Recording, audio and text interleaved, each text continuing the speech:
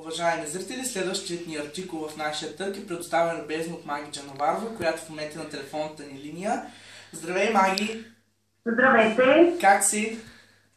Ами добре съм, преди мъничко станах, защото бях на участие вчера, но иначе съм супер. Искам сега да те попитам, защо реши да се включиш в нашия търг? Защо? Ами, като цяло се занимавам с доста благотворителност, особено знам, че вие правите, вашата специална организация правят страшно много благотворителни каузи, за което много се радвам, защото сте от моя край.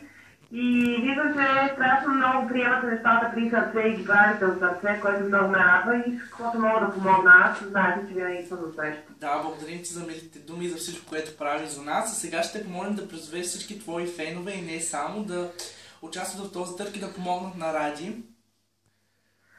Ами, призовавам ги на първо място първо да видят какъв е Ради, защото аз разгледах неговата история, проучих и ми беше така, и аз го приех при сърце. Моята майка също, ако трябва да бъда честна.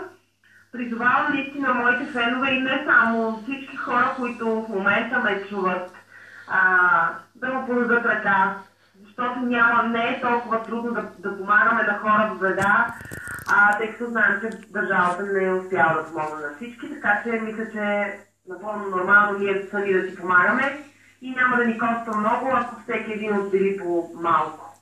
Добре, и се надявам някой да купи моят артикул. Добре, благодарим ти много за всичко и за участието ти сега.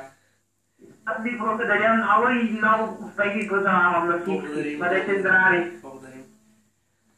А сега е време да обявим началната цена на артикулът на Маги, който е сувенир на Левски. Началната цена е 20 лева.